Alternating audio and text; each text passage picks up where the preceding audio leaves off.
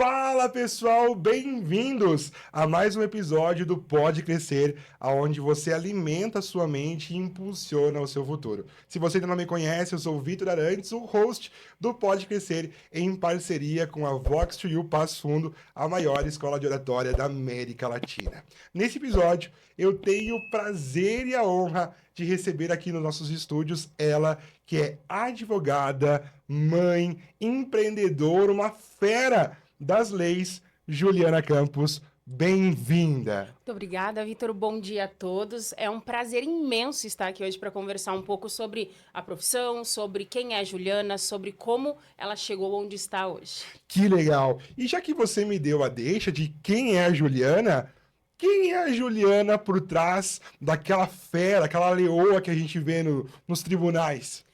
A Juliana é totalmente o inverso da Juliana profissional. A gente É tem as mesmo? personas, né? A gente brinca, não. Eu faço terapia, tenho uma terapeuta e eu aprendi, na verdade, a falar sobre as personas. Existe a persona mãe, existe a persona advogada, existe a persona Juliana, que é para ela mesma, a persona amiga. Então, a Juliana dos tribunais, aquela empoderada, firme, fria, dura, é totalmente ao avesso da Juliana, persona Juliana. Ela é uma pessoa doce, de um coração mole. Ela adora ajudar, ela adora rir, ela adora brincar, mas a Juliana no trabalho, ela é um pouco bem diferente, ela é o contrário. Meu Deus. Mas é muito interessante hoje você ter bem clara essa divisão que muitas pessoas não conseguem ter.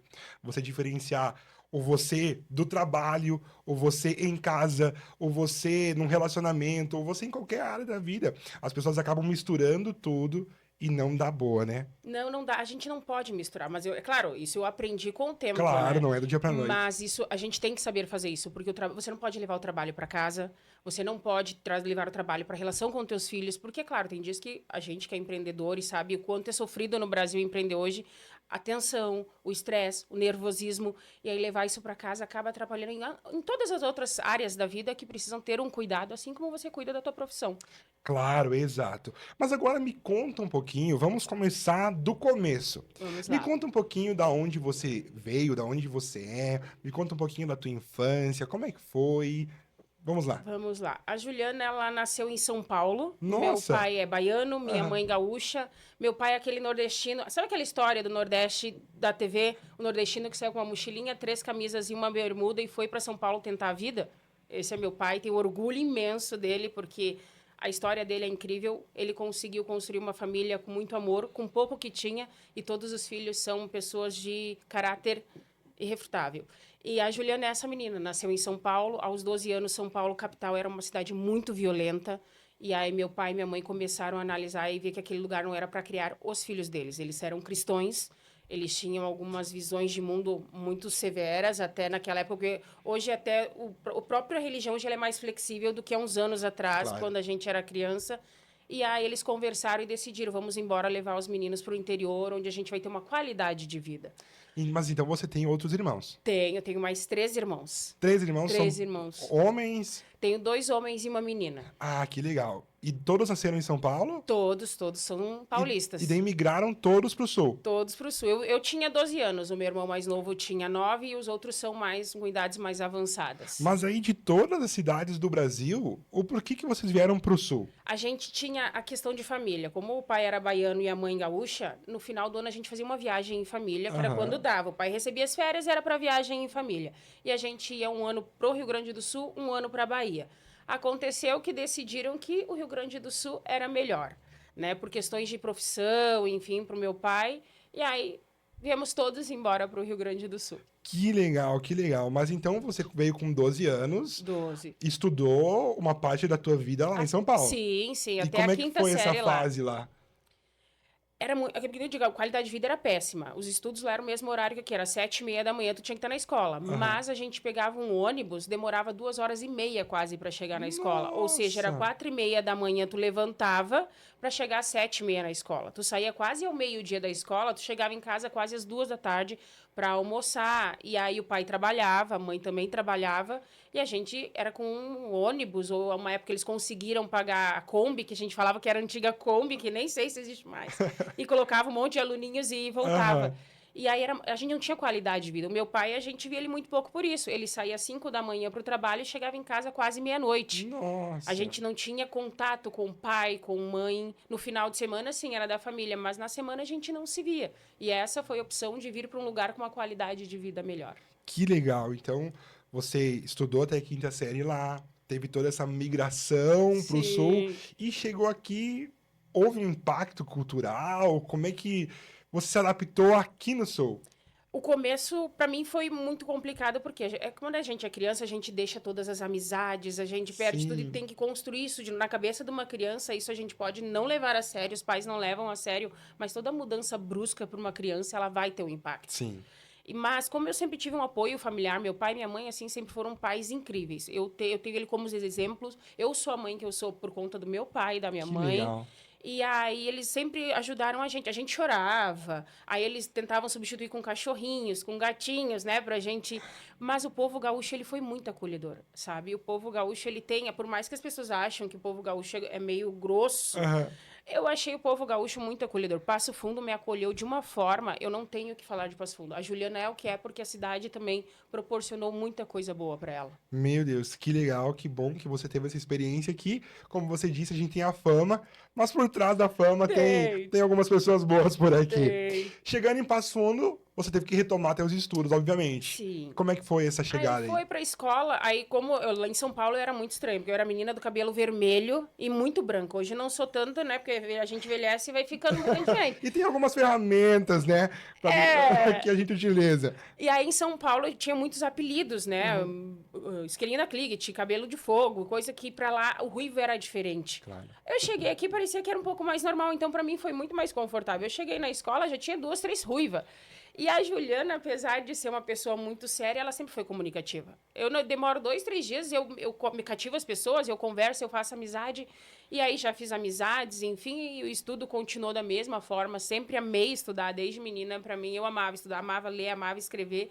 Então não tive atritos sobre essa área aqui na minha vida. Sim, legal. Então você fez toda teu ensino médio, todo teu ensino fundamental, e aí chegou a hora de escolher um Não curso. foi bem assim. Eu venho de uma família muito humilde. Meu Aham. pai, ele é torneiro mecânico e a minha mãe, quando a gente veio embora, não trabalhava mais, né? Porque eram 4 filhos, então não Sim. valia a pena, não tinha como ela abandonar a casa, enfim. Ela até fazia faxinas na época para conciliar e ajudar o pai, mas não tinha como pagar estudo.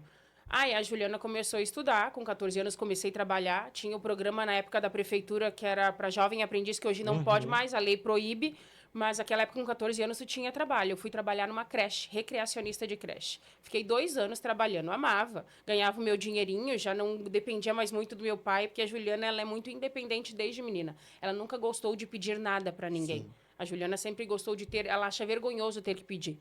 E aí foi, dali 2 anos tinha o CIE, aí fui pro CIE, 16 anos CIE, porque daí o salário era maior. Fui trabalhar na UPF, no Xerox da UPF da biblioteca.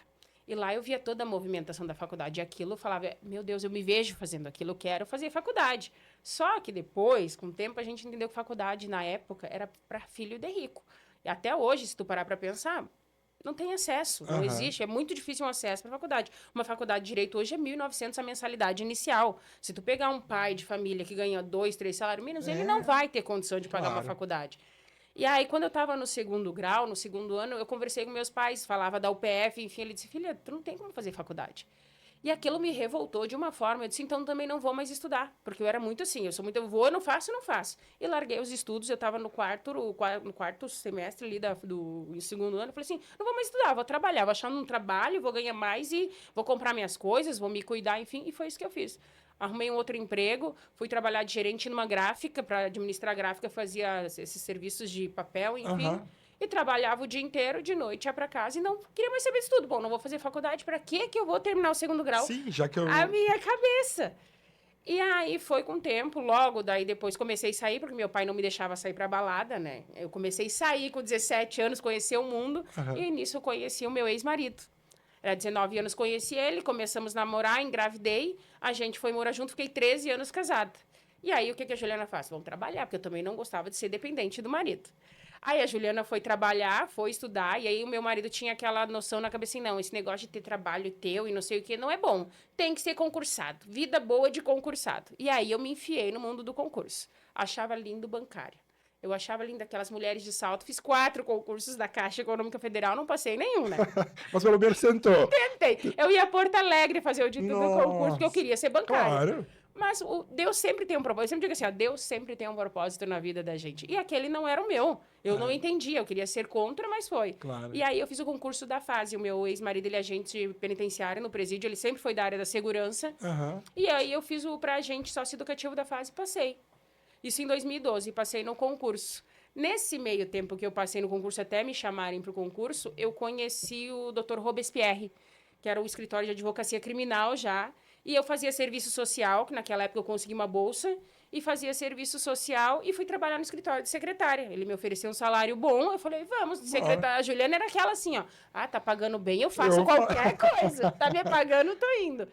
E nesse escritório eu conheci o Gustavo da Luz, que é com quem eu trabalho hoje há 12 anos.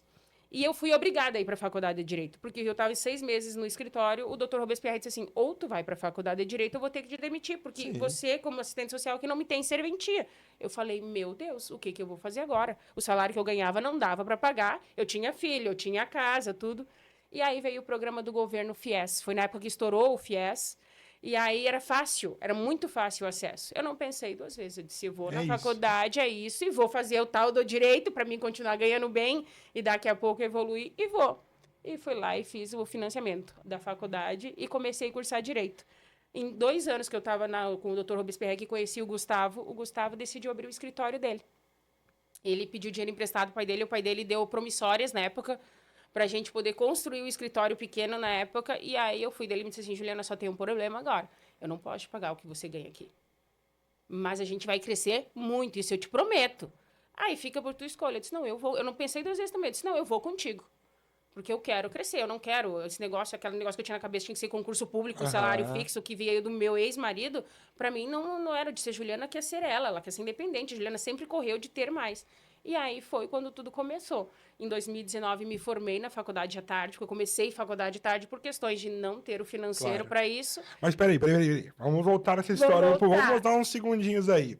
Você chegou a atuar como agente educacional? Não, que daí eu já estava com o doutor Gustavo, e aí chegou, aí veio para me sair a nomeação, e aí na época eu lembro que o salário era 2.800 e pouco inicial para gente sócio educador na FEBEM. Para tu fazer os plantão, enfim, eu disse, gente, agora. O que vale mais? A vida sempre veio me testando. É muito engraçado que a vida ela sempre vem me testando nesse caminho do direito. Por isso que eu digo que esse foi feito para mim. E aí eu pensei assim, gente, hoje é bom estabilidade. Aí tinha aquele negócio de estabilidade na cabeça. Concurso. Eu sempre falou que tu tinha que ser concursada, que mulher tinha que ser concursada, porque tinha estabilidade, que ia se aposentar e tudo mais. Aquela história toda que o brasileiro tem a mania, né? Da aposentadoria, enfim. E eu falei, mas não, isso agora eu já estava com o Gustavo e já estava amando aquilo. Aquele meu mundo já era incrível para mim. Eu amava pegar um livro em 3, 4 dias e ler um livro e descobrir alguma coisa e atender pessoas. E o direito, claro, todo mundo fala, é por dinheiro. Gente, ninguém trabalha que não é por dinheiro, não. Desde menina, eu trabalhei por dinheiro. Claro, sem dúvida. Mas a minha profissão, como várias outras, a gente tem contato com pessoas. A gente escuta histórias de pessoas. A gente consegue ajudar pessoas. E isso é o que move um pouco a Juliana. A Juliana, ela é muito coração. Ela adora ajudar pessoas da forma que for. E aí é por isso que eu optei sempre por estar onde estou. Que legal, que história, gente. Saiu de São Paulo, veio para Passo Fundo, não queria mais estudar porque não tinha oportunidade de fazer um curso superior. Foi se aventurar em outros campos. Teve um filho, teve todo esse percurso, ex-marido não apoiava. Mas, como você disse, Deus escreve certo por linhas certas, não é nem por linhas tortas, é por linhas certas. Formada em Direito, obviamente você tinha que escolher o caminho do direito a seguir. Na verdade, eu não tinha escolha, porque como eu comecei no escritório já de advocacia criminal, como secretária, depois estagiária, o Gustavo já saiu... respirava aquilo. O Gustavo saiu e eu já sabia que o escritório era criminal. Entendi. O Gustavo nunca me impediu. Ele sempre disse assim, ó, tu faz o que tu quer, eu vou te apoiar. O Gustavo, ele sempre me apoiou, desde o dia que a gente se conheceu, ele sempre disse assim, tu faz o que tu quer. Mas ele é tão bom... E aí ele começou a se tornar aquela pessoa, olha, ele também veio muito de baixo e olha onde ele tá. E aquilo foi entrando na minha cabeça. Eu disse, não, eu quero, é isso que eu quero pra minha vida.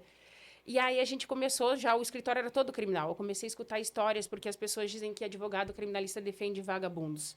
Não é sempre assim, gente. Não tem só vagabundo dentro da cadeia. Você não está livre daqui a pouco de cometer um crime, um delito, e você ser considerado um vagabundo. E mesmo assim, esse crime você cometeu porque precisou. A gente tem o caso de um dos últimos júris que a gente fez no escritório de repercussão nacional, que foi um pai que matou um abusador do filho. Ele estava num presídio vagabundo, por quê? Porque estava preso? Não, ele não era vagabundo. Ele defendeu a honra, ele defendeu um filho dele que tinha doença. Entende? Então, isso move muito a gente. Então, quando as pessoas julgam o advogado criminalista defende vagabundo, vocês não conhecem a história do advogado criminalista. Vocês não sabem o quanto ele sofre, caso a caso, história a história. E por mais que é vagabundo, sim, alguns são reincidentes, cometem...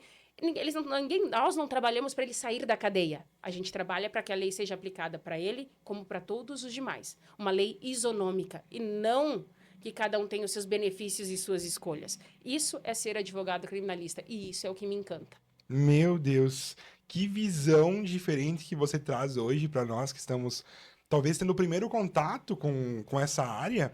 E você falou algo que é incrível, que além desse podcast ser para entender a tua história, também é para termos alguns insights sobre liderança. Esse convite que o Gustavo te fez foi incrível, porque Sim.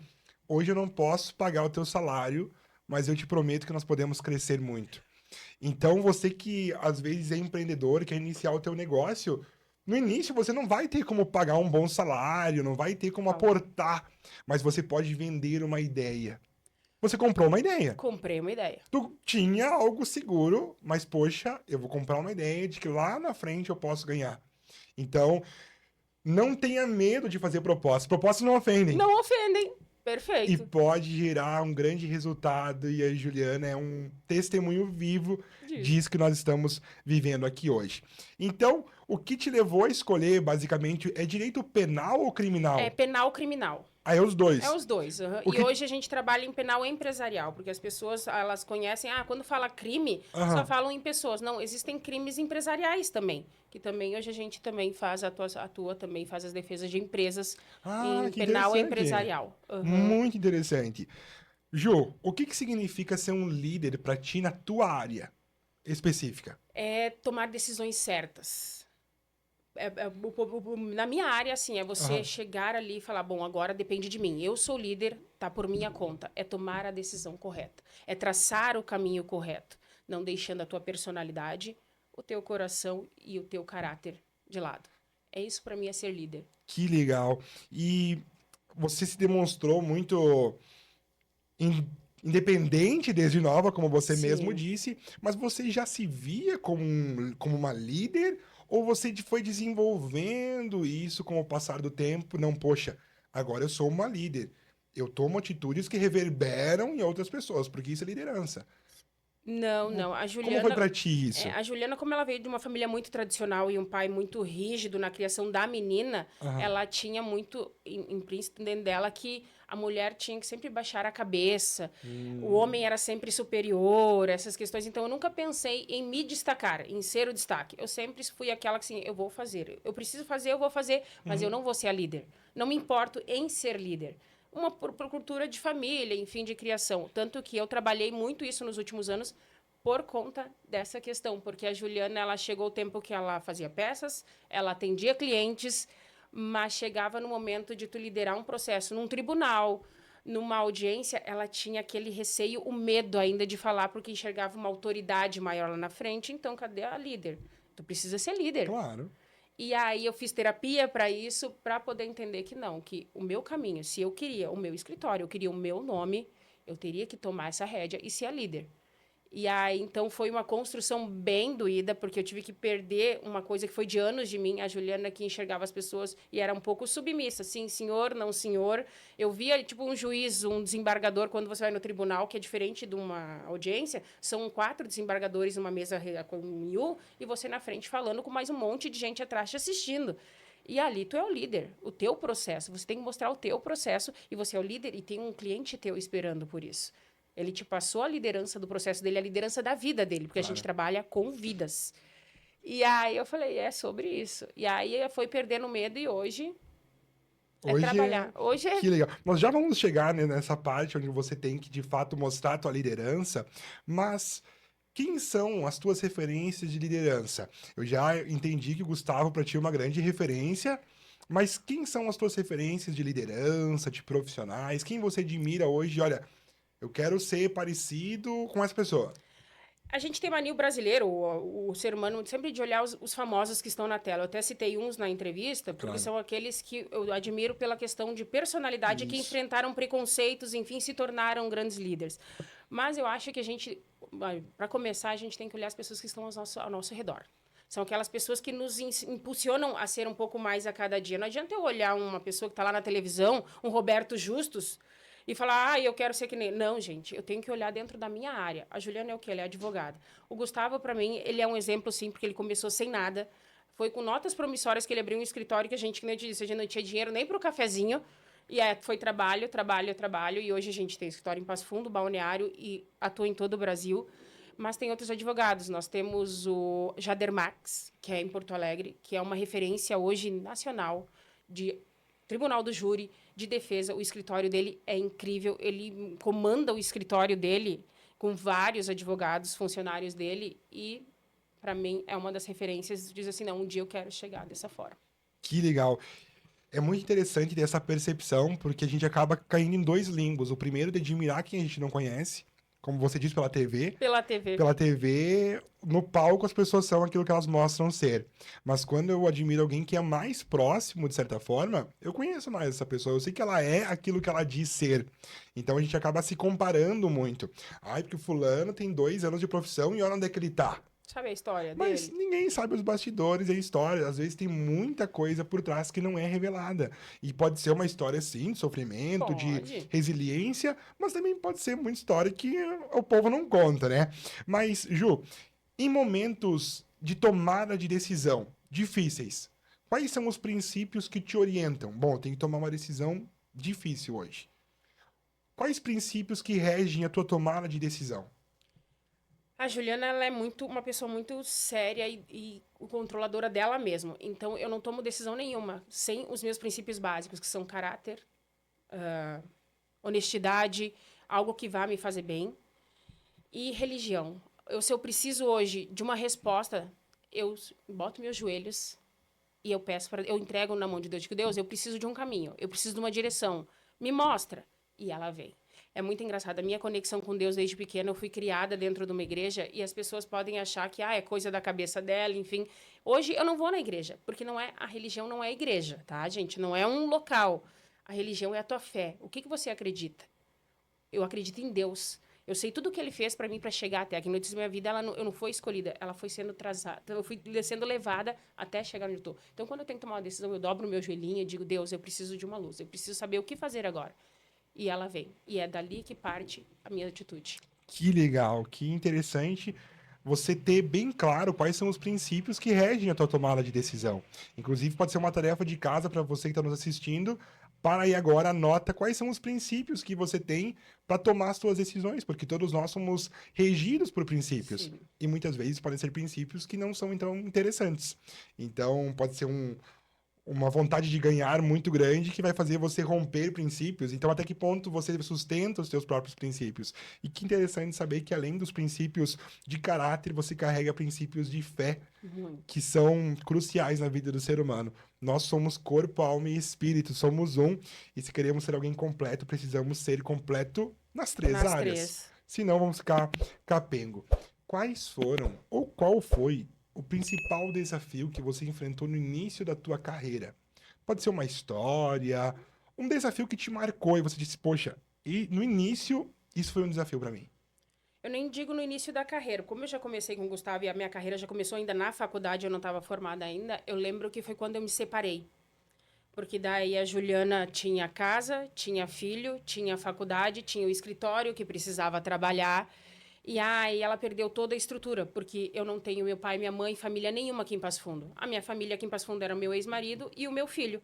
E, de certa forma, eles dependiam de mim, porque a Juliana também ajudava dentro de casa, a Juliana trabalhava, estudava, enfim. E quando chegou o dia de eu tomar a decisão de me separar, que a decisão foi minha, eu falei, e agora? Eu vou ter que largar a faculdade, porque eu tenho um menino de 12 anos Eu tenho o escritório que eu trabalho até às 7h30. Eu saía de casa às 6 da manhã, saía do escritório às 7h30 e ia direto para a faculdade. E aí chegava em casa às 11h e pouca da noite. Eu tinha um guri com 12 anos, que a guarda é minha, ficava comigo, eu não tinha avô, não tinha ninguém para me auxiliar. E aí chegou a passar na minha cabeça. Eu falei assim, agora eu vou ter que largar tudo. Vou ter que parar para poder cuidar o meu filho, cuidar minha casa. E aí eu falei assim, tá, mas se tu parar, como é que tu vai cuidar teu filho e tua casa? Se tu desistir aqui. E aí eu fiquei naquele choque, eu fiquei acho que um mês que eu saía do escritório e continuei na faculdade, tomando a decisão se ia trancar a faculdade ou não, que eu sentava, olhava para cima e a lágrima caía. Mas a lágrima caía e dizia assim, meu Deus, o que eu faço agora? Porque ou eu vou cuidar o meu filho, a minha casa e trabalhar normal, ou eu vou cuidar um futuro para dar um futuro para o meu filho. Não deixa de ser uma liderança, porque eu sou a líder do meu filho. Exato. O meu filho, eu sou exemplo. E aí, aquilo foi um dos piores perrengues, assim, que eu passei, que foi o tempo que eu falei assim, eu vou desistir de tudo. Mas não, eu falei, não, tu não vai desistir. Tu é dona da tua vida, tu vai continuar, tu vai sentar com o teu filho. Meu filho, com 12 anos, ele ficava em casa, ele cozinhava, enfim. Graças a Deus, o meu filho, ele me apoiou, é o meu pedestal em tudo isso. Tudo que eu sou hoje é por apoio dele. Ele era um guri que ele, na época, quando eu me separei, ele não falava, não expressava muito, porque ele sentia a minha dor, mas ele sentava do meu lado e ficava quieto. E ali foi que eu falei, não, vamos lá, vamos continuar. Nossa, que história de resiliência e superação. Porque pensar em desistir é uma coisa. Todos nós Todos. passamos pela situação de pensar em parar, pensar em desistir, as adversidades serem grandes, mas a grande questão é, peraí, eu vou desistir mesmo? Eu vou parar mesmo? Ou eu vou passar por um momento agora de dificuldade para construir um futuro melhor? Então, tem que colocar muito na balança, né? Bom, eu vou fazer um sacrifício momentâneo para ter algo melhor depois, ou eu vou parar agora e uma hora ou outra eu vou ter que fazer algum sacrifício. Não Não tem. existe, né? Que nem digo assim, não existe caminho fácil, né? Não Não existe existe caminho caminho fácil. fácil. As pessoas acham. Aí agora elas olham, quem sabe a gente onde tá, e diz assim: olha lá, né? Foi fácil. Não, gente, não foi fácil. O problema é que a rede social só mostra as coisas bonitas. É que nem a gente tava falando. É A isso rede aí. social mostra a vida bonita. E a rede social é pra mostrar a vida bonita. Ninguém quer ver você chorando, ninguém quer ver teu perrengue, não. As pessoas querem ver coisas bonitas, até besteira, dá mais audiência do que coisas sérias na É rede isso aí. social, sabe? Então, Infelizmente, é é verdade. isso. Tu sabe que eu falo muito com os alunos aqui que a gente não pode comparar o nosso palco com o palco dos outros com os nossos bastidores. Você olha o Instagram, é palco. Todo mundo tá bem, na praia, bonito, maravilhoso, magro, rico. Sim. Mas os bastidores, você não sabe. Então não compare os teus bastidores com o palco dos outros. Juliana, o que faz um bom advogado criminalista, além de ser bom em leis, obviamente? O que faz de um advogado criminalista um bom advogado? O que a gente vem observando muito, porque no escritório a gente aprende com a falha dos outros. Acho que isso em Boa. todas as profissões a gente tem que aprender com a falha dos outros. Ah, tem muito médico, tem muito advogado, tem... Sim, gente, tem trocentos em todas as áreas. Claro. Mas você consegue construir. E o que a gente analisa muito hoje no nosso escritório é o atendimento. É a atenção para o cliente, é você escutar o cliente. Porque a lei a gente aprende na faculdade, a gente aprende na pós-graduação, você pega um livro, você aprende a lei. Você vai se tornar muito bom na lei. E com pessoas, você é bom? Me disse com pessoas você é bom. O advogado você precisa ser bom com pessoas e com a lei. Você só ser bom com pessoas não vai te ajudar num processo. Se você ser bom só com as leis, não vai te ajudar com o cliente. Porque o cliente, quando ele chega até você, ele quer desabafar. É um crime. Ninguém chega para nós lá no Com escritório historinha boa. com historinha boa. É todas as histórias, e por trás de toda história tem um sofrimento, às vezes tem uma injustiça, às vezes não é injustiça, mas foi aplicada de forma errônea, e aí a gente aprende a lidar com... Eu acho que o importante é saber lidar com pessoas, escutar e saber agir nesse momento. Que você que está nos ouvindo e quer se tornar um excelente profissional na área do direito, além de leis, seja bom em pessoas. Especialista em pessoas. Que dica valiosa. Olha só, agora a gente vai começar a funilar aqui algumas perguntas. Vamos fazer saltar algumas histórias legais aqui. Olha só, você pode compartilhar conosco algum caso que transformou a tua visão em relação ao direito? Sim, tem vários, Algum né? caso que você disse, depois desse caso, a tua visão mudou? Na verdade, eu vivencio os meus casos, né, Edith, são casos assim, muito atípicos, casos pesados, casos mais leves e casos de injustiça. A Juliana, ela detesta injustiça. A Juliana, muitas vezes, num processo penal, quando a gente sabe que o cliente ele é verdadeiro e que não foi ele que cometeu o crime, alguns advogados podem dizer, eu quero dinheiro, não tô nem aí. A Juliana, ela detesta injustiça, desde menina. E a gente tem um cliente, ele é pai de 2 meninas. Uma, ele não chegou nem a conhecer. A mulher estava gestante, eles já estavam separados. A menor, ele tinha guarda compartilhada, ia buscar a menina e com o passar do tempo, a mulher dele começou para impedir, porque é o que feria ele. O que feria ele é ele ficar longe da filha. Ele sustentava a mulher, tinha muito dinheiro, não era do Brasil. E aí a mulher tinha vida de rainha. Ele decidiu se separar e ela, para puni-lo, usava as crianças. Ai. Ele chegou no escritório, através de uma parceria por conta do processo civil que ele fazia com um parceiro nosso. Chegou no escritório só para a área criminal. A esposa dele, ela começou a acusar ele de estupro dela. Ai. E tudo falso, porque De ele estupro da... da mãe. Ah, O tá. inicial era estupro de mãe, da mulher, da ex dele. Aham. Para poder a Maria da Penha, porque a Lei Maria da Penha, ela é maravilhosa, gente. Eu vou dizer assim, existem mulheres que necessitam, precisam Claro. muito, mas existem mulheres que se utilizam da lei. E eu vivencio muito casos, e isso me irrita muito. Porque, claro, que a mulher é o sexo mais frágil, enfim, a lei veio para ajudar, mas essa lei tem sido usada de uma forma tão vulgar que isso assusta. E esse é um caso que a mulher, ela se utilizou de Maria da Penha para afastar ele dela. Sendo que ele tinha mensagens que não tinha acontecido o fato. Mas até a gente provar, isso foi um processo de 4 anos. Nossa, mãe. Diante desse processo... E ele sem ver as filhas nesse período. Não, daí no Maria da Penha ele conseguia pegar ela através de um terceiro. A entrega era de um terceiro. Ela sabendo disso, o que ela fez? Vou dizer que ele abusa da minha filha. Putz. E aí veio. E aí isso afastou. Ele perdeu a guarda da menina e ficou... E ele vinha no escritório chorando. E aí ele trazia as mensagens, enfim. Só que até tu explicar, é que nem eu digo, até tu explicar para a justiça, não é assim, eu vou na delegacia, o delegado aí vem e vai. Não, gente, um processo é bem complicado. Por mais que você é justo, que você é honesto, que você não fez, até tu explicar, vai todo um tempo. E esse homem sofria, ele chorava. Resumo da história, em 5 anos, a gente conseguiu provar que tudo era falso. Ele hoje tem a guarda só dele, da menina, guarda unilateral, e a mulher está respondendo o processo por difamação, calúnia, e por ter utilizado de forma errada a lei. Esse foi um dos processos que eu disse assim, cara, essa profissão é a melhor do mundo.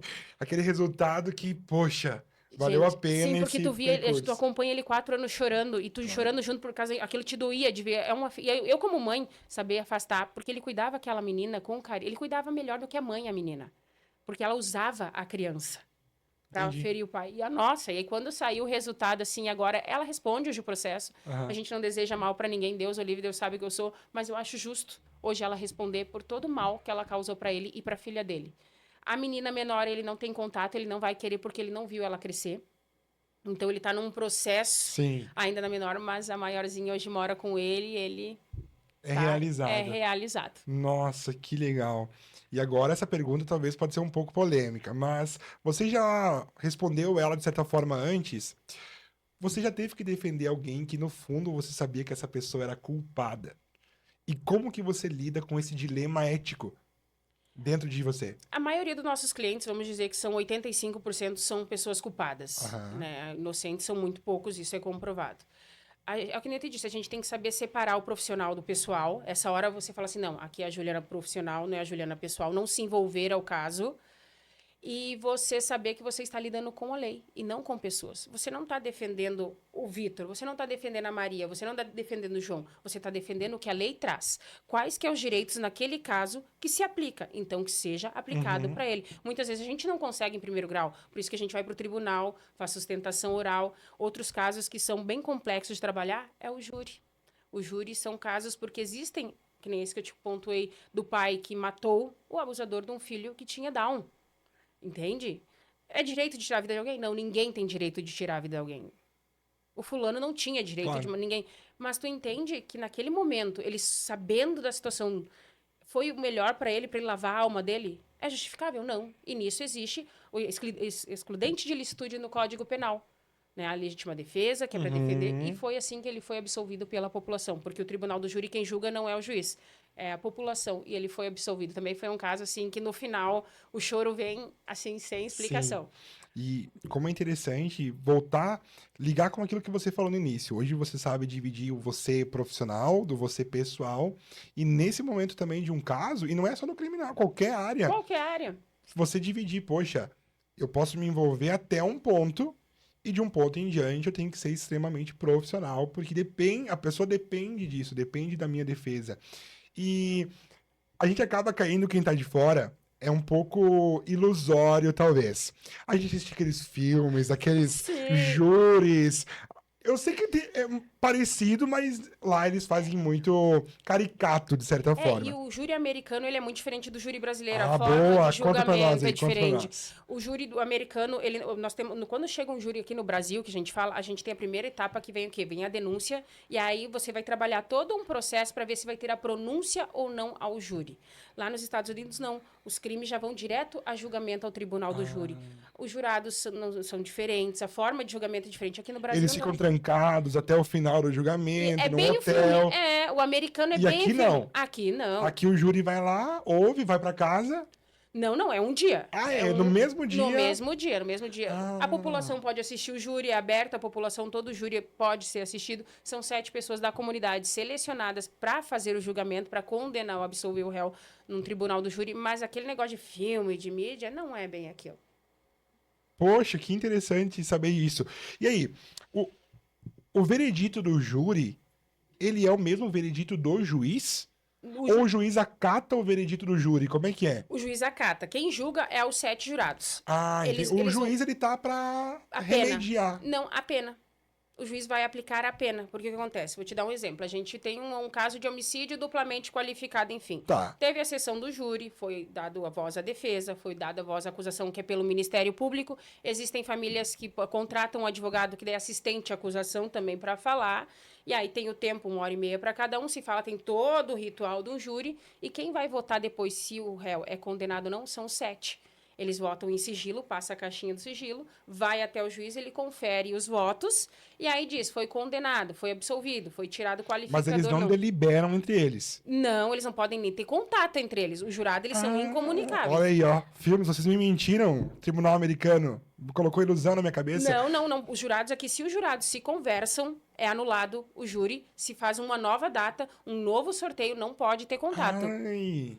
Não, cada um vota por si. Ah. E aí esses votos vão até a juíza, ela faz a contagem e aí ela aplica a pena se tiver a condenação. A pena conforme o Código Penal, conforme o artigo penal que está no Código Penal. É a única participação do juiz num tribunal do júri. Que interessante saber como é que funciona mais de perto esses casos. Provavelmente ninguém nunca quer estar presencialmente não é bom. numa situação eu não indico, dessa. não é bom. Mas assim, voltando à minha pergunta.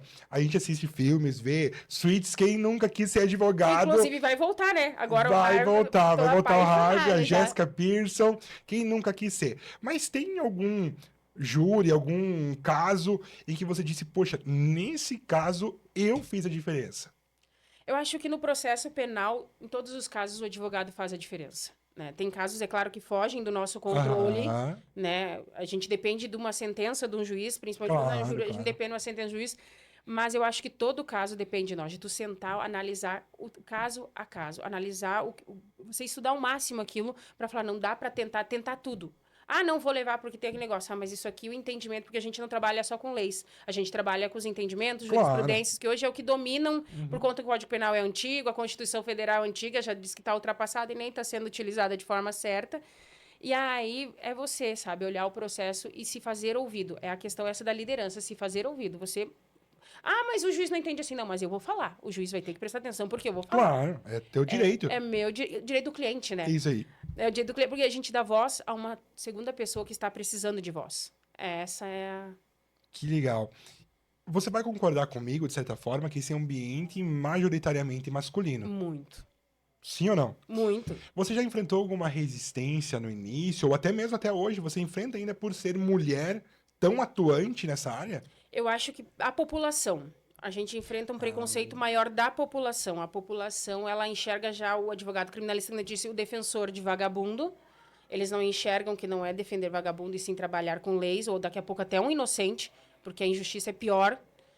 e a população enxergar uma mulher, que nem eu cheguei, teve um caso agora, vai fazer acho que 15, 20 dias, eu fui na casa do cliente atender ele, porque a senhora, ela tinha feito cirurgia e não poderia ir até mim, era um casal de idosos, o filho, ele matou o cunhado, é um atrito de família, de grande repercussão na cidade, inclusive, e aí eu fui atender eles na casa deles, na residência, por conta da peculiaridade, Claro. enfim. Cheguei lá, o senhor me puxou banana, me puxou café, sabe aquela casa humilde? Enfim, Aham. me acolheram, sentei do ladinho deles, conversei com o meu jeito Juliana de ser. E nisso chega a filha, a que perdeu o marido. E ela já chegou me ofendendo, porque ela viu que os pais tinham achado um bom advogado para o filho e ela não queria isso. Tanto que ela não quer que o irmão tenha, quer que ele vá pela defensoria, enfim, para ele não ter defesa. E aí ela começou a me xingar. Ela primeiro começou a ofender a advogada que estava anterior no processo que atendeu o flagrante, falando coisas absurdas da advogada. E aí ela me olhou e tentou me ofender. Eu olhei para ela e disse assim: eu não sei o que a outra advogada faz ou fez antes da profissão dela, mas aqui é a Juliana profissional. Eu vim a convite dos teus pais e eu não sou desse nível. Eu não vou discutir contigo. Eu falei com ela: eu estou aqui a trabalho. E nisso ela baixou a guarda e aí avançou na mãe dela e começou a mostrar os vídeos do fato e gritar com a mãe dela ao meu lado. Aquele momento, assim, eu falei, não pode, não podia me envolver, Autocontrole. autocontrole, assisti tudo, enfim. E resumo da história, a gente fechou o contrato. Hoje eu auxilio o pai, que são pessoas de idosas e querem ajudar o filho. Claro. Por quê? Porque foi um caso, sim, de legítima defesa. Tem comprovações disso. Claro que agora a sociedade está dizendo que não, porque matou, tem que cumprir, tem que ir preso, porque é vagabundo, enfim. Mas as pessoas não escutam a história. É que nem tu disse, não escutam a história, enfim. Aham. E aí vem o preconceito. Uma mulher defendendo um vagabundo que matou um pai de família com 2 crianças e ela falando isso. Tanto que depois ela mandou uma mensagem para a advogada parceira que me indicou o caso assim, porque ela não tem nem cara de quem defende vagabundo. Aquele jeitinho dela nem é de quem defende vagabundo, ela nem ganha dinheiro com isso. E aí eu falei para a Lu, que é outra advogada, disse assim, que bom que eu passo, que eu não tenho cara de quem defende vagabundo. É ótimo, porque não é isso que eu quero passar. Eu quero Exato. passar o meu profissionalismo e fazer a lei acontecer. Eu não quero passar que eu sou vagabundo, ou que eu defendo vagabundo, eu tenho que ter a mesma Claro. postura deles. E aí, esse é o maior preconceito que a gente sofre. Na profissão, não. Eu, como comecei como secretária com o doutor BSBR, eu conheço todos os advogados. A gente tem a Associação de Advogados Criminalistas de Passo Fundo, e eu fui secretária por 6 anos, e o Gustavo era da presidência, enfim, então eu conheço todos os advogados. Todos eles, assim, que conhecem a minha história, porque minha história é um pouco complexa, mais do que eu contei aqui, eles me admiram e eles me respeitam de uma forma incrível. Que legal. E tu sabe que é um pouco surpreso você ver que o preconceito não é da área, mas das próprias pessoas. Das pessoas. De julgarem, porque muitas vezes a gente pensa que é dentro da profissão, mas não. Não, é que nem diz assim, como é que uma amiga minha pediu assim, como é que tu defende um caso de estupro? Tu é mulher. Gente, peraí. Ninguém defende o estuprador, ninguém defende. A gente defende um fato, a gente defende a lei.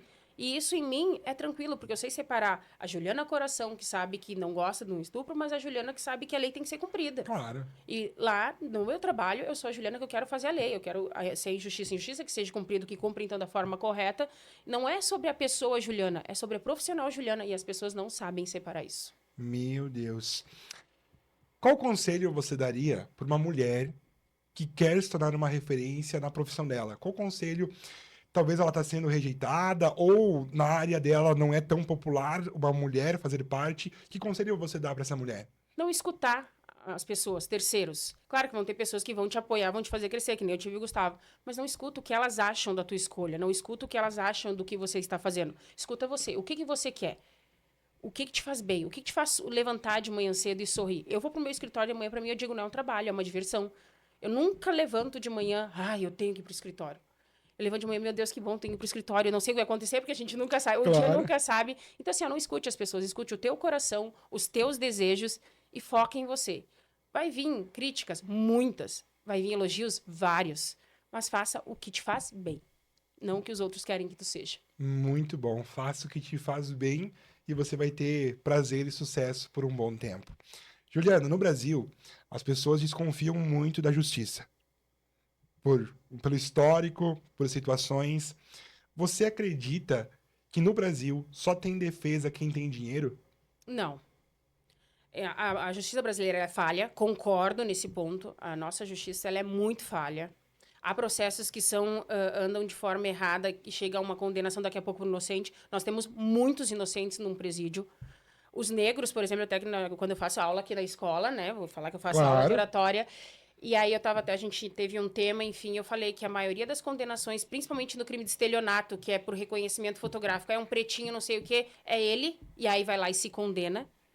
Então, a justiça, ela é falha. A justiça brasileira, ela é falha, precisa muito evoluir. Sim, a gente tem que evoluir, mas na Defensoria Pública, a gente tem profissionais exemplares. Eles estudam muito. Agora, é claro, né, gente, você não queira um atendimento personalizado na Defensoria Pública. Enquanto um advogado que é particular, Juliana, eu hoje tenho, assim, 4 processos que eu separei, que são especiais, de clientes especiais, que eu tenho que dar o retorno. Eu sento, eu vou ficar horas em cada um processo até eu achar a solução, traçar o caminho e traçar a minha defesa. O defensor público, ele não tem isso. Enquanto eu tenho 4 processos num dia, ele tem 300, 400. Ele não vai se dedicar tanto àquilo. Não é que no Brasil só quem tem dinheiro tem defesa. Não, a defensoria pública é muito boa. É questão de demanda de trabalho. Isso aí. Não é de incompetência profissional. Claro. E, na verdade, de certa forma, ele se mostra, não desrespeitando, mas um pouco mais competente, porque ele tem que lidar com 300 ao mesmo tempo. E fazer o melhor que ele puder. Claro que daqui a pouco ele não vai ver uma coisinha. Agora, esse tempo que eu tinha um cliente meu condenado por estupro, mas de uma forma que foi que ele saiu com uma menina, ela era menor de 14, enfim, e no Brasil é considerado estupro sair com menor por mais que ao consentimento da menor é considerado pela idade baixa, e há entendimentos que dizem que o menor de 14 anos, eles não têm discernimento de atos sexuais, enfim, o que eu acho hoje ultrapassado pela evolução da mentalidade dessa nova juventude. Eu acho que isso também já tem que começar a ser revisto, a falha da lei, né? Estamos aí numa baita falha de lei. E aí o advogado dele deixou de olhar que ele teria como cumprir esse regime de forma no semiaberto. Ele ficou 7 meses preso. Um cara com folha corrida limpa, nunca se envolveu com um crime, trabalhador de família. Foi um fato atípico que aconteceu. Saiu com uma menina de 14, os pais ficaram bravos porque ele não casou com a menina, e aí veio a denúncia e veio o processo.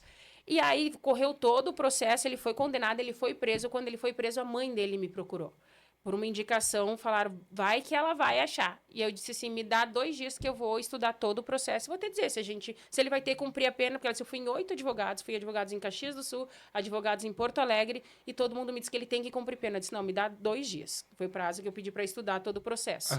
Eu sentei, quando eu sentei, eu achei. Quando eu achei, nem eu acreditei. Eu falei assim, tá aqui. E aí eu chamei o Gustavo, a gente sentou isso aqui, ele disse, é isso aí, vamos fazer uma revisão criminal. O que é uma revisão criminal? É quando já está condenado, enfim, não existe mais recurso. Mas quando a lei foi aplicada de forma errada, é o único meio de você fazer se reverter. E aí é no tribunal, você faz o recurso e vai lá e vai sustentar para os desembargadores. Eu disse, eu vou. E aí conversei com a mãe dele e disse, eu vou. Nossa. E aí eu cheguei na sessão de julgamento tensa, porque era a única forma de tirar aquele menino, que era um menino novo, de dentro de um presídio, de segurança máxima na ala dos estupradores, que já é muito pior do que você já está preso.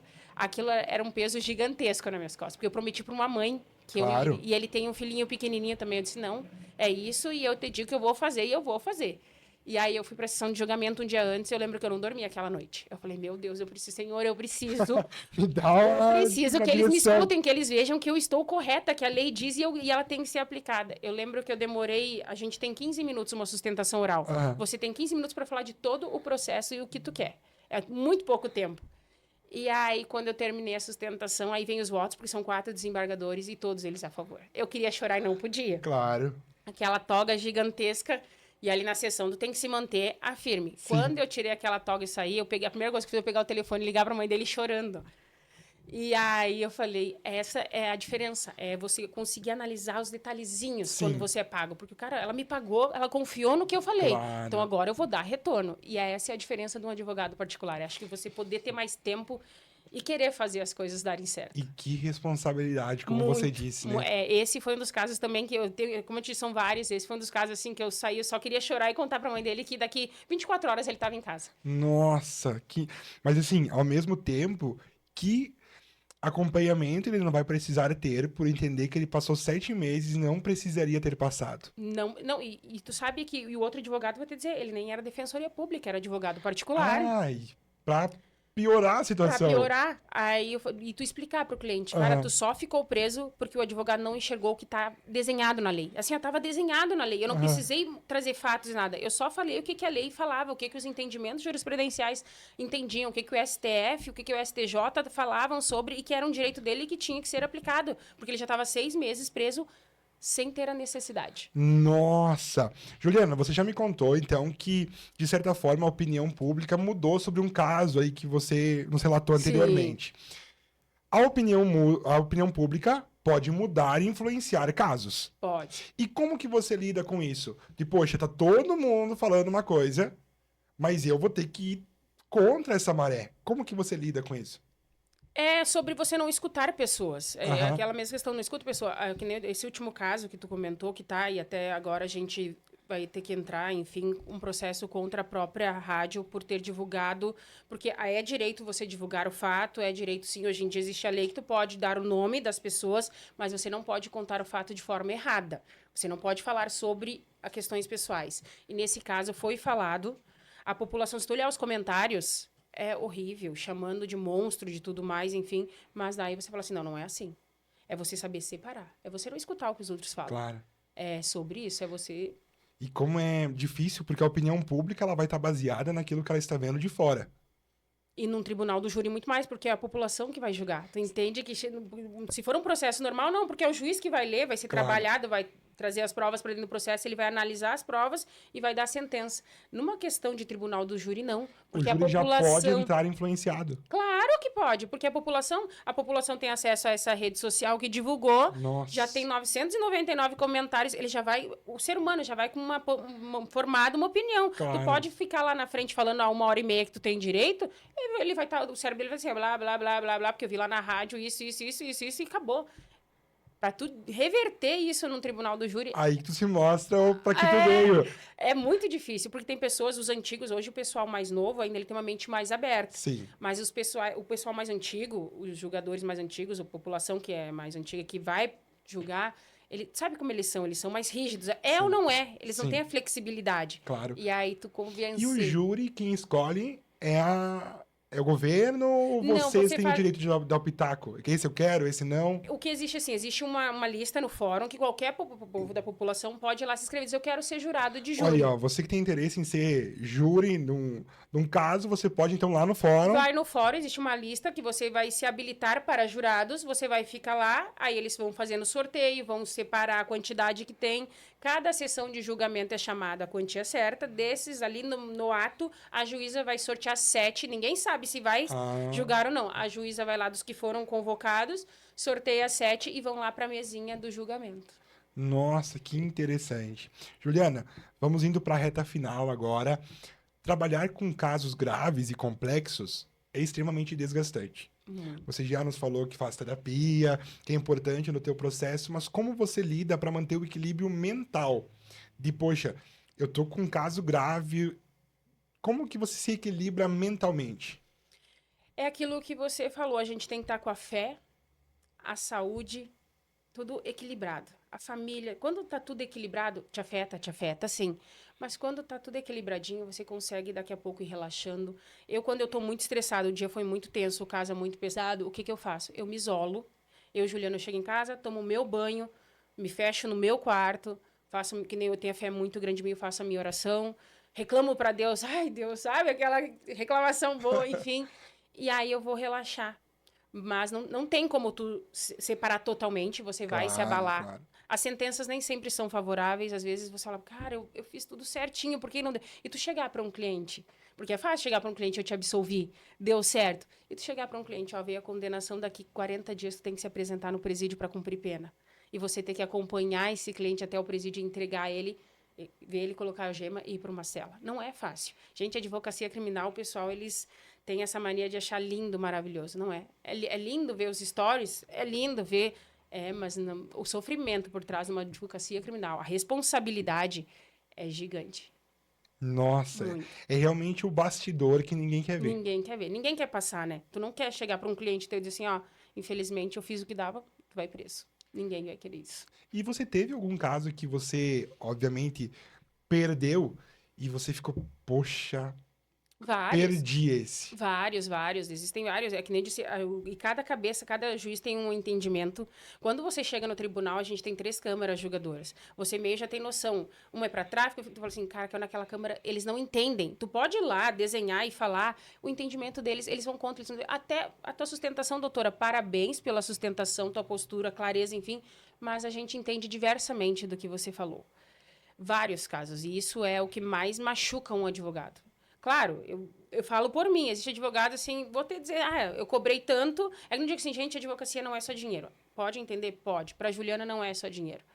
O que é a satisfação da Juliana, sabe o que é melhor para a Juliana? Ela chegar, que nem no caso esse do cliente, e sair do tribunal e dizer assim, teu filho tá em casa. O dinheiro que eu ganhei foi pequeno, foi muito pequeno. Perto da Da satisfação né? pessoal. Meu Deus. Ju, existe algum hábito ou rotina que você faz que é fundamental para o teu sucesso? Sim, todos os dias. Eu tenho uma rotina, ela é, de certa forma, rotina, porque o cliente diz, meu Claro. dia não é controlado. Mas a minha manhã, primeira coisa, é a minha oração. Eu inicio minha manhã com louvor, é 40 minutos de louvor. Isso, eu tenho uma playlist, para me acalmar, para mim me posicionar, para mim entender o meu dia, para mim ter a minha paz, para mim saber o caminho a seguir. Eu chego no escritório, eu abro todo o escritório, eu faço o meu café, eu sento na frente do computador e aí eu começo. Esse processo, esses são os que eu tenho que trabalhar hoje. E aí, essa é a minha rotina para controlar o meu dia, é essa. Porque depois vem os clientes chamando, e aí os Claro, e a flagrantes, enfim. loucura do dia a dia. Mas essa é a rotina que eu faço todos os dias, é obrigatória, todos os dias, essa rotina para manter o meu dia equilibrado. Nossa, muito interessante, porque é muito importante ter uma rotina inicial pela manhã. Às Sempre. vezes a gente acorda já atrasado, já sai se batendo, e aí o teu dia acaba embolando. Então, quando você tem uma preparação de manhã, você vai ter um dia muito mais proveitoso. E aí eu fiquei curioso agora, que história é essa de flagrante? Como é que funciona? Você é chamada para fazer isso também? Sim, o que acontece? A gente está trabalhando, houve uma prisão em flagrante, vamos dar exemplo, por tráfico, por Maria da Penha, enfim, a delegacia te liga, o teu cliente está aqui na delegacia, espera a senhora, porque toda pessoa presa ela tem direito a comunicar um parente e direito a um advogado. Alguns não têm condições. Hoje, em Passo Fundo, a gente tem a Associação de Advogados Criminalistas que fazem os advogados ativos, que vão atender o flagrante, e outros já têm os seus advogados. Então, tu tá lá no escritório, resolvendo o problema, cumprindo o prazo, ou atendendo o cliente, o telefone toca, surge. Doutora, fulano de tal tá preso aqui por tal crime. Te chamou. Chamou. Tô indo. Aí tu tem que largar tudo, corre pra delegacia. E lá tu passa todo o acompanhamento do flagrante. Desde do depoimento, aí você vai ver, escutar a história do cliente lá na celinha. Aí você decide se ele fala ou se ele não fala naquele momento. Você que vai lá e conversa com o delegado, às vezes cabe fiança, às vezes não cabe fiança. É todo o advogado que faz. Até o momento que ele é colocado na viatura e direcionado ao presídio ou concedido a liberdade ali para ele. Nossa, muito interessante, muito legal. Para a gente finalizar, se você pudesse dar um conselho para você lá atrás, que conselho você daria? Nossa, são tantos, é que nem eu te disse, a Juliana, ela era uma menina tão dominada, e hoje ela é a mulher tão... Tem uma história que a gente fala assim, se tu olhasse hoje pra tua menina no espelho, o que você diria pra ela? Eu digo pra minha menina, a gente conseguiu, porque a Juliana, ela sempre quis ser. A Juliana, ela tinha aquela força dentro dela de querer fazer acontecer e não ser dependente, só que ela era muito dependente de opiniões. Opiniões do pai, opiniões da sociedade, pela religião, enfim, também a questão no meu tempo era só saia, sem brinco, enfim, porque era um pouco mais rígida. E o que eu dou? Não escutem as pessoas. Segue o teu coração, segue o teu desejo. Empreender é difícil. Empreender no Brasil é muito difícil. Você não, que nem tu disse, você não vai sair ganhando dinheiro, não, gente. É dívida atrás de dívida, boleto atrás de boleto. Você vai ter que levantar de manhã e hoje, como é que eu vou pagar o boleto de hoje? Não deixa isso te impedir de seguir teus sonhos. Dá um jeito de pagar o boleto. Dá um jeito de fazer. Tem jeito. A única coisa que não tem jeito na vida é a morte. O resto a gente tem solução para tudo. É sofrido? É. Basta você querer passar pelo sofrimento. Mas para sorrir, você vai passar pelo sofrimento. Não existe caminho mais curto. É esse. Muito bom, Juliana. Gente, eu vou abrir uma enquete, mas eu acho que nós vamos ter que fazer um segundo episódio, Vamos porque lá. ficou muita história ainda para contar. Muito obrigado por ter compartilhado tanto conhecimento, tanto insight, tanta dica, que eu não tenho dúvida que vai ser muito proveitoso para cada um que está nos assistindo. Então, Juliana, muito obrigado Eu pela que tua agradeço. participação aqui, foi muito especial e espero que possamos fazer outras vezes, Vamos falarmos lá. sobre outros assuntos, porque você tem muito a nos agregar. Obrigada. A você que está nos assistindo, muito obrigado pela tua audiência. É sempre um prazer compartilhar mais dicas, mais soluções para vocês. Um beijo no teu coração e até o nosso próximo episódio. Quer se despedir? Dar um beijão? Vamos lá, pessoal. Agradeço quem estava presente com nós, esse Claro. bate-papo. Eu amo falar do meu trabalho. O Vitor é especialista em falas também, né? Inclusive, estão me ajudando agora, até nos tribunais, Boa. e agora em júri, né? Que estamos preparadas para isso, graças à escola. Então, agradecer e fica aberta aí, se quiserem perguntar alguma coisa. Claro, qual é podem que é o teu mandar. Instagram, quem quiser te achar lá? O meu Instagram, eu tenho 2 Instagrams. Eu tenho o pessoal e o profissional. O meu profissional é juliana.campos e o profissional é Juliana Advogada. Boa, segue lá, Ju, que tem muita coisa legal também para ficar por dentro e saber ainda mais do teu trabalho. Tá bom? Beijão, pessoal. Até a Tchau, próxima. tchau.